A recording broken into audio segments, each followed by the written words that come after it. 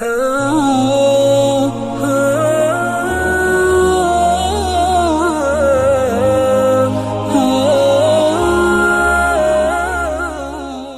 کے نیچے سبسکرائب کے بٹن پہ کلک کریں، بیل کے آئیکن پہ کلک کیجئے تاکہ ہر نئی ویڈیو کی نوٹیفیکیشن آپ کو ملے۔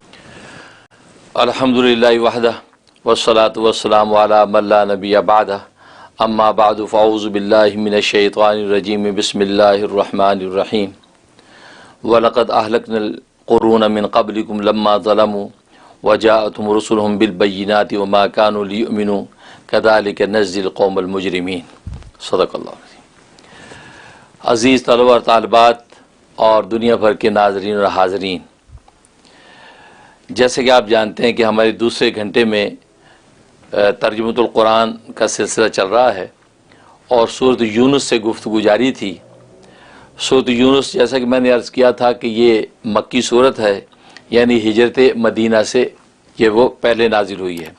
جو آیات اور صورتیں ہجرت مدینہ سے پہلے نازل ہوئی ہیں ان کو مکی کہتے ہیں، اور جو آیات اور صورتیں ہجرت مدینہ کے بعد نازل ہوئی ہیں وہ جو ہے وہ مدنی کہلاتی ہیں۔ سورۃ یونس یہ مکی صورت ہے، ہجرت مدینہ سے پہلے نازل ہوئی ہے۔ اس کے نزول کا نمبر 10 ہے، 10ویں نمبر پر یہ نازل ہوئی، اور اس کی جو ہے تدوین کا نمبر جو ہے وہ 51 اس کا تدوین کا نمبر ہے، یعنی قرآن کریم میں جو ہے وہ جو ہمیں یہ نظر آ رہی ہے۔ تو یہ سورۃ یونس اس کی جو ہے وہ تدوین کا نمبر جو ہے 10 ہے، اور اس کی جو ہے وہ نزول کا نمبر 51 ہے، 51واں نمبر ہے۔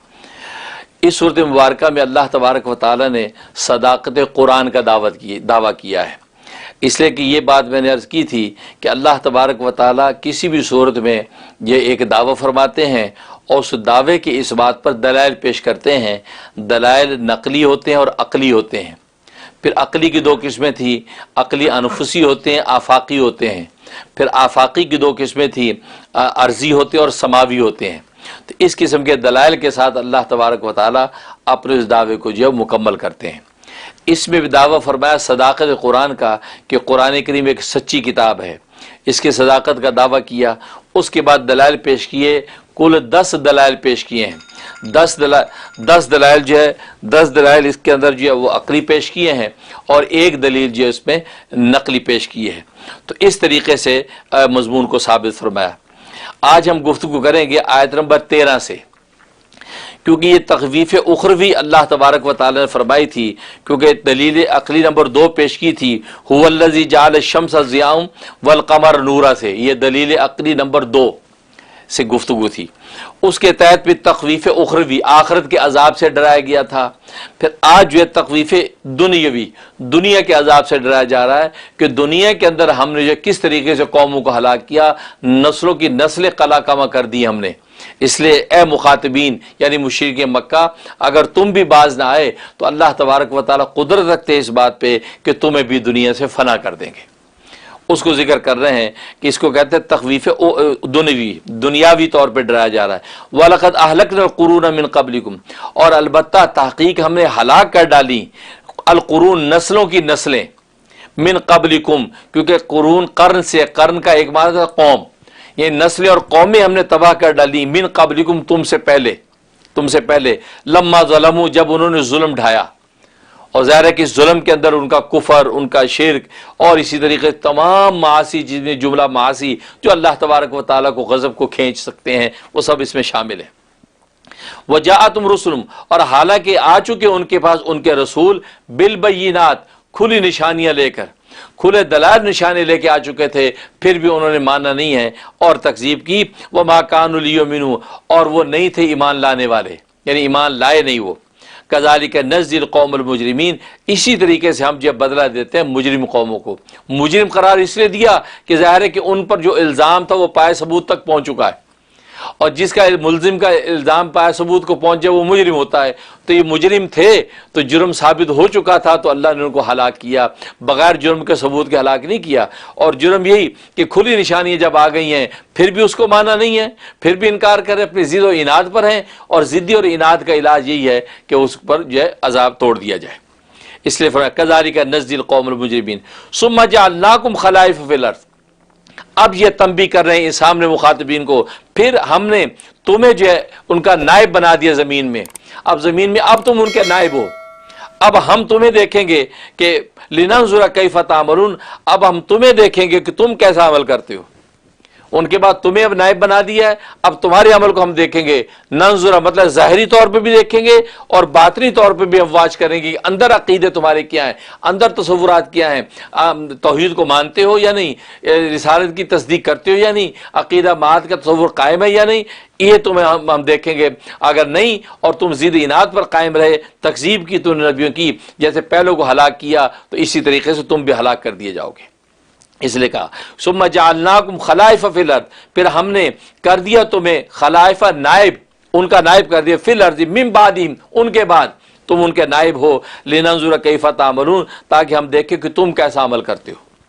وَإِذَا تُتْلَىٰ عَلَيْهِمْ آیَاتُنَا بَيِّنَاتٍ، اور جب تلاوت کی جاتی ان پر ہماری آیتیں کھلی آیتیں ہماری ان پر تلاوت کی جاتی ہیں، تو قال الذین لا یرجون لقاءنا، تو کہنے لگتے ہیں وہ لوگ جو امید نہیں رکھتے ہماری ملاقات کی، ائت بقرآن غیر ھذا او بدلہ، یہاں بڑا دلچسپ مضمون بیان کر رہے ہیں۔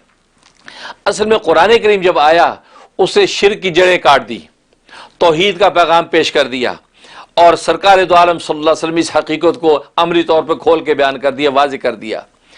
اب انہوں نے چونکہ پڑھے لکھے لوگ تھے اپنے زمانے کے، روشن خیال جس کو کہنا چاہیے، حالانکہ وہ خواجہ عزیز حسن مجذوب رحمۃ اللہ فرماتے ہیں کہ یہ روشن خیالی نہیں ہے، اصل میں یہ خیالی روشنی ہے۔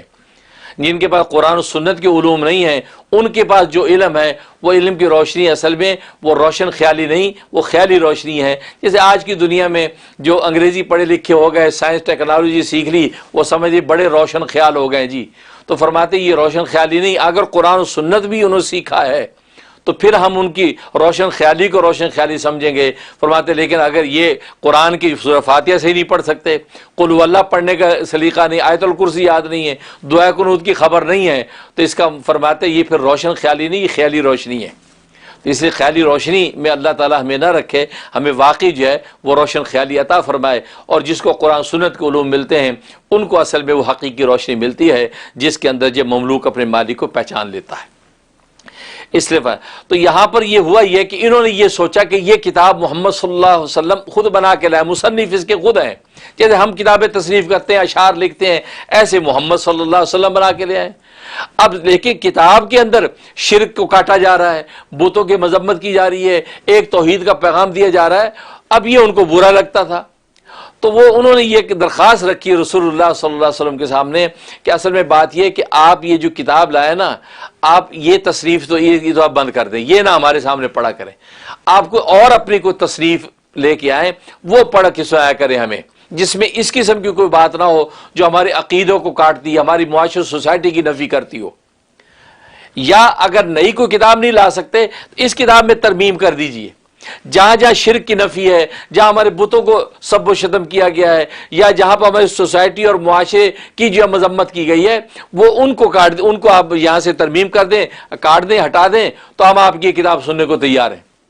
تو گویا کہ وہ جو دعویٰ صداقت قرآن کا فرمایا تھا، تو گویا کہ صداقت گویا کہ ہم تب مانیں گے جب آپ اس کے اندر تبدیلی کر دیں، یا آپ اس کتاب کو ہٹا کے اپنی کوئی دوسری تصنیف لے کے آئیں، کیونکہ یہ اپنے ذام میں تو یہ سمجھ رہے ہیں کہ جیسے ہم لوگ خود کتابیں لکھتے ہیں ایسے محمد صلی اللہ علیہ وسلم بھی کتاب لکھ کے لے کے آ گئے۔ اس کا جواب دیا جا رہا ہے۔ جواب کیا دیا؟ انہوں نے کہا قل، فرمایا قال الذین لا یرجون لقاءنا، اللہ فرما رہے ہیں کہ وہ لوگ کہنے لگتے ہیں جو ہم سے ملاقات کی امید نہیں رکھتے، یعنی مشرکین ہیں، کفار جو ہے وہ بدبخت۔ فرمایا ایتی بقرآن غیر ھذا، کہا کہ ہمارے پاس قرآن اس کے علاوہ کوئی قرآن لے کے آؤ، یہ قرآن ہمیں گوارا نہیں ہے، کیونکہ یہ تو ہماری جو عقائد کی، ہمارے جو جملہ ہماری معاشرت کے جتنے اصول ہیں اس کی نفی کرتا ہے، یہ نہیں چاہیے۔ او بدلو، یا اس کو اس میں ترمیم کر کے لائیے، بدل کے لائیے، تبدیل کر کے لائیے، پھر ہم اس کو ایکسیپٹ کریں گے، ورنہ اس کی صداقت کو ہم ماننے کو تیار نہیں ہیں، یہ انہوں نے کہا۔ اس پر اللہ تبارک و تعالی فرمایا کہ پیغمبر آپ ان کو یہ جواب دیجئے، ما یکون لی ان ابدلہ من تلقاء نفسی، میری یہ مجال نہیں ہے کہ میں اپنی طرف سے اس قرآن کو بدل دوں، کہ اگر میری ہوتی تو میں بدلتا نا، میری تو کتاب بھی نہیں ہے، یہ تو اللہ کی کتاب ہے، اللہ نے میرے سینے منور کے ذریعے سے آپ تک پہنچائی ہے، تو میری جب ہے نہیں تو اس کو بدلنے کا مجھے اختیار ہی نہیں ہے، یہ تو سرقہ ہو جائے گا اگر اس کو بدل دیا، یہ تو گویا کہ آپ نے کسی دوسرے کی امانت میں خیانت کر دی، پر میرا مجال نہیں ہے کہ میں اس کو بدلوں، کیونکہ یہ تو وحی کے ذریعے سے مجھ تک اترتی ہے، میں تم تک پہنچاتا ہوں، اور میں وحی کا پورا پابند ہوں، وحی کے علاوہ کچھ نہیں بولتا۔ اس لیے قرآن میں دوسرے مقام پہ کہا وَمَا يَنْتِقُ عَنِ الْهَوَىٰ إِنْ هُوَ وَحْيٌ إِلَّا يُوحَىٰ، کہ یہ جو پیغمبر ہے کوئی بات بھی اپنی طرف سے نہیں کہتا، اپنے دل کی خواہش سے نہیں کہتا، بلکہ جو کہتا ہے یہ وحی کے ذریعے سے کہتا ہے۔ تو اس لیے وہی جواب اللہ نے کہلوایا، فرمایا قل، اے پیغمبر آپ کہہ دیجئے، ما یکون لی، نہیں ہے میرے لیے، ان ابدلہ، کہ میں اس کو بدلوں، میرا یہ کام اور مجال نہیں ہے، من تلقاء نفسی، اپنی طرف سے بدلوں، یہ نہیں۔ ہاں اللہ کی طرف سے اگر کوئی تبدیلی آ گئی کہ یہ اس آیت کو منسوخ کر دیا، یہ آیت ناسخ آ گئی ہے، وہ اللہ کی طرف سے آ گئی، اس آیت کو اٹھا لیا، اس کو بھلا دیا، تو ناسخ منسوخ کا یہ اصول اللہ کر سکتے ہیں جس کی کتاب ہے، میری تو کتاب بھی نہیں ہے، میں کیسے کروں؟ فرمایا کہ آپ یہ کہہ دی من تلقاء نفسی، اپنی طرف سے، ان اتبع الا ما یوحی الیہ، اور میں تو نہیں پیروی کرتا مگر اس کی جو میری طرف وحی کی جاتی ہے، ان اتبعو، نہیں میں پیروی کرتا، الا مگر ما اس کی، یوحی الیہ جو میری طرف وحی کی جاتی ہے، انی اخاف ان عصیت ربی، اور میں ڈرتا ہوں کہ میں نافرمانی کروں اپنے رب کی، کس سے ڈرتا ہوں؟ عذاب یوم عظیم، بہت بڑے دن کے عذاب سے۔ گویا کہ پیغمبر بھی اس حقیقت کو واضح کر رہے ہیں کہ میں نے بھی اگر خدا نہ خاصا اس میں کوئی تبدیلی کرنے کی کوشش کی تو پھر عذاب میرے بھی سامنے کھڑا ہے۔ تو معلوم یہ ہوا کہ گویا کہ اس کے اندر تبدیلی کا حق پیغمبر کو بھی نہیں ہے، چاہے کہ ایک عام امتی کو ہو۔ حالانکہ ایک وقت آیا تھا کہ یہ ویسٹرن ورلڈ سے یہ مطالبہ اٹھا کہ قرآن کریم میں تبدیلی کر دی جائے، فلاں فلاں آیتیں نکال دی جائیں تاکہ جھگڑا ختم ہو، اور اس وقت کنگ عبداللہ، سعودیہ میں کنگ عبداللہ کا زمانہ تھا، اور اس کو یہ پیغام پہنچا، کیونکہ پیغام پہنچا یہ مغربی دنیا کی طرف سے، جن کا جو ہے سرخیل جو خود امریکہ ہے، تو پہنچا کہ اس کی تبدیلیاں کر دو، اس کو بدل دو، یہ آیتیں نکال دو۔ تو کنگ عبداللہ نے کیا کہا؟ اس مرحوم نے کہا کہ یہ ہماری مجال نہیں ہے، یہ ہمارا اختیار ہی نہیں ہے کہ ہم اس کو بدل دیں۔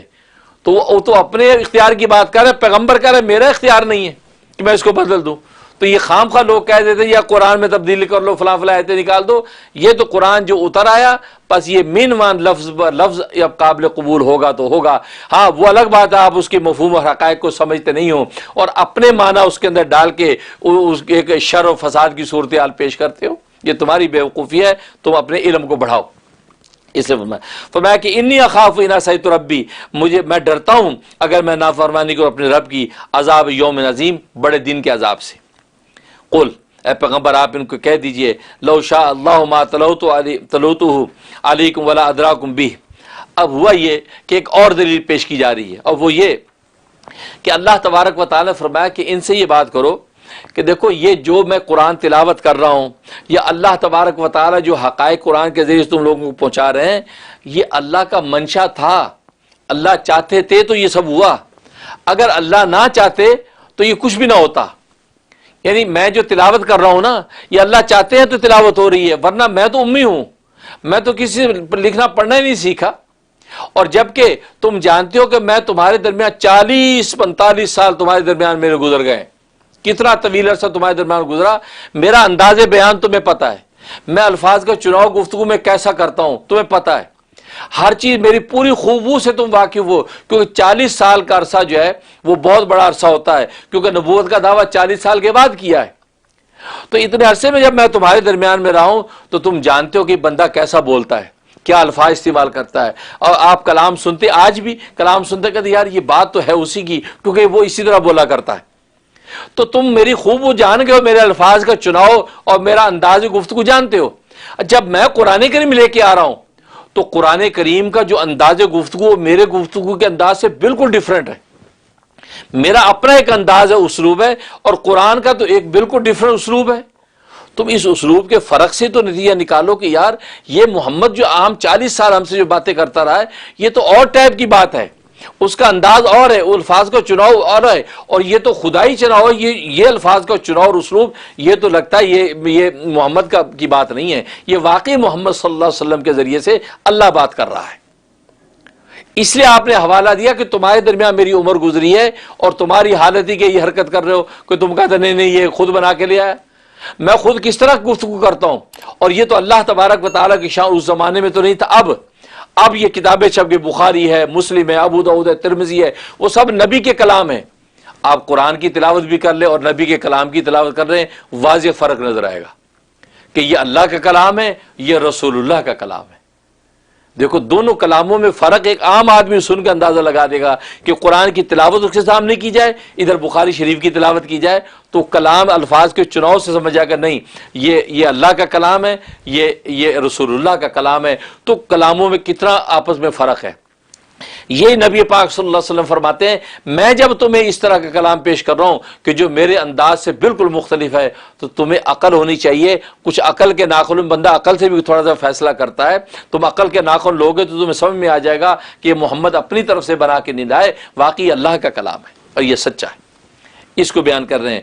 فرمایا کہ قل, اے پیغمبر آپ کہہ دیجئے, لو شاء اللہ, اگر اللہ چاہتا تو ما تلوتہ علیکم, میں تم پر یہ تلاوت ہی نہ کرتا, میں یہ قرآن تم پر تلاوت ہی نہ کر سکتا, کیونکہ میں تو امی ہوں, لیکن اللہ نے میری زبان کو ایسا روا کر دیا کہ میری زبان سے اتنا فصیح و بلیغ کلام جاری ہے.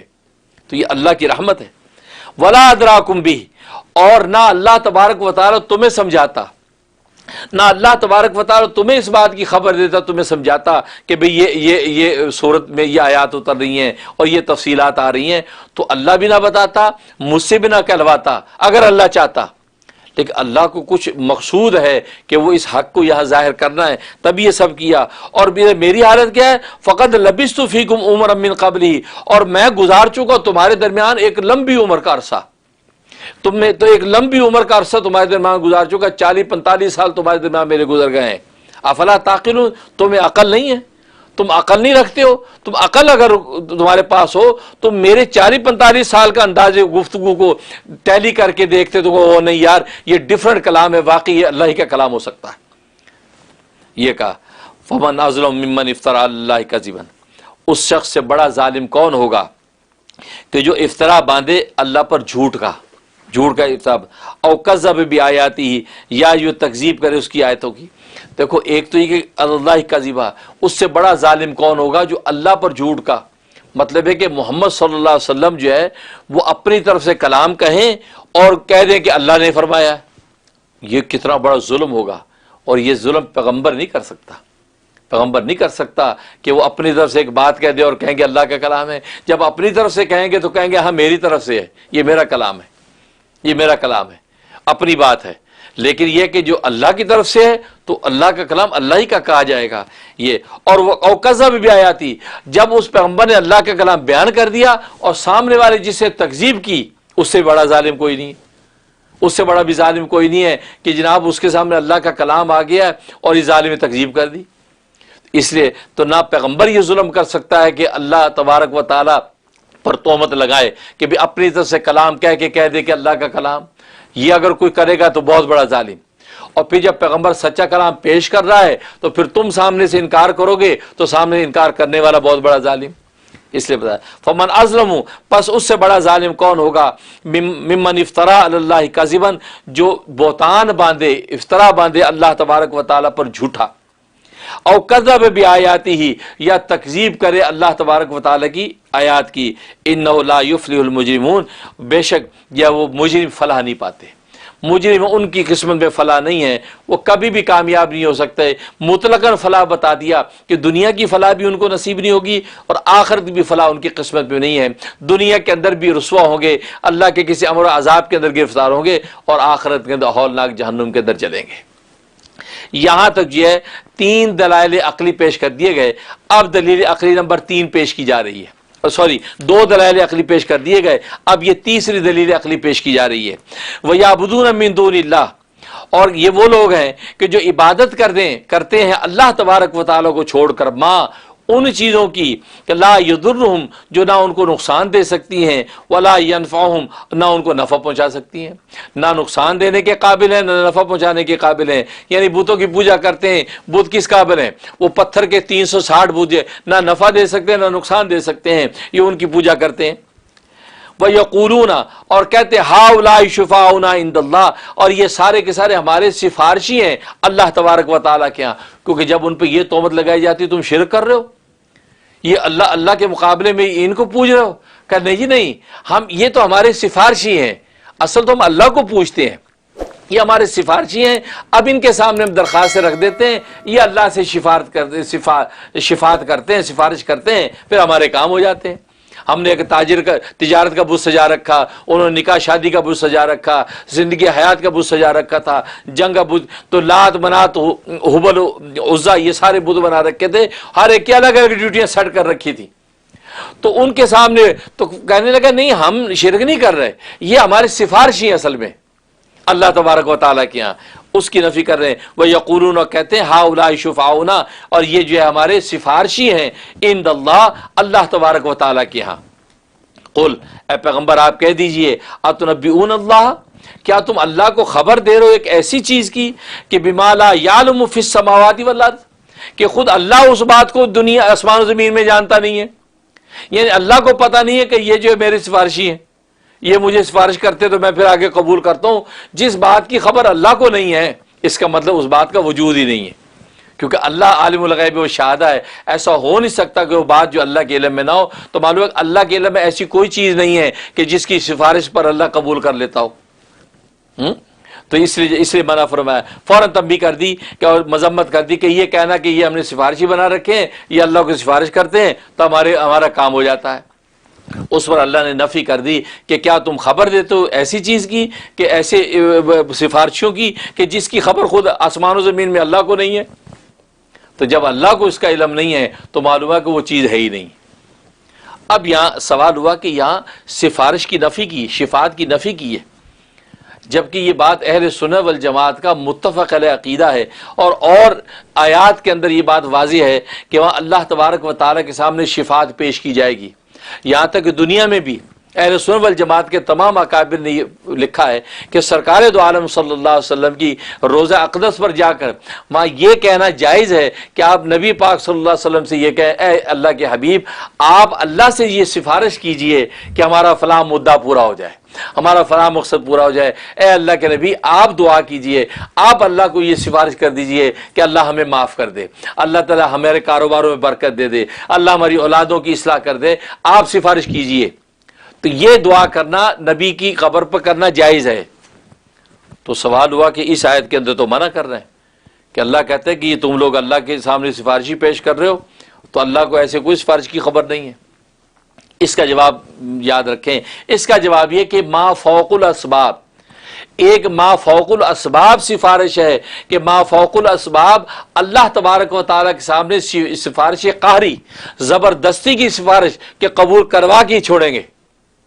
تو شفاعت قہری کی نفی ہے، شفاعت اذنی کی نفی نہیں ہے. اللہ کی اذن و اجازت کے ساتھ پیغمبر جب سفارش کرتا ہے وہ اللہ قبول کرتا ہے. تو یہ جو سفارش ہم کہہ رہے ہیں نبی پاک صلی اللہ علیہ وسلم میں آپ سفارش کر دیجئے، تو یہ ما تحت الاسباب سفارش ہے، ما فوق الاسباب سفارش نہیں ہے. یہ علمی الفاظ یاد رکھیں کہ یہاں جو نفی ہے یہ جس شفاعت اور سفارش کی نفی ہے یہ ما فوق الاسباب شفاعت کی نفی ہے. ما فوق الاسباب شفاعت جائز نہیں ہے، وہ اللہ کے مقابلے میں کسی کے مجال نہیں کوئی کھڑا ہو سکے، ہر پیغمبر بھی نفسی کرے گا. لیکن ما تحت الاسباب اللہ کے اذن کے ساتھ جو شفاعت ہے وہ پیغمبر بھی کریں گے. اور یہ جو ہم روزہ اقدس میں جا کے یہ دعا اگر کرتے ہیں اور اس کا مطلب یہ کہ ما تحت الاسباب ہے اور اسباب کے درجے میں ہم نبی سے کہتے اور نبی آگے ہمارے لیے شفاعت دعا کرے تو اللہ تبارک و تعالی ہمارا منشا پورا کر سکتے ہیں. یہ بات یاد رکھیں. فرمایا کہ وَيَقُولُونَ هَؤُلَاءِ شُفَعَاؤُنَا عِندَ اللَّهِ، کہتے ہیں کہ یہ جو ہمارے سفارشی ہیں اللہ تبارک و تعالیٰ کے پاس. قل اے پیغمبر آپ کہہ دیجئے اَتُنَبِّئُونَ اللَّهِ کیا تم خبر دیتے ہو اللہ کو بیما ان سفارشیوں کی کہ لا یعلم فی السماوات ولا فی الارض کہ جو اللہ جانتا ہی نہیں ان کو آسمان و زمین میں، اللہ کو ان کی آسمان و زمین میں خبر نہیں ہے کہ بھئی سفارشی کہاں بیٹھے.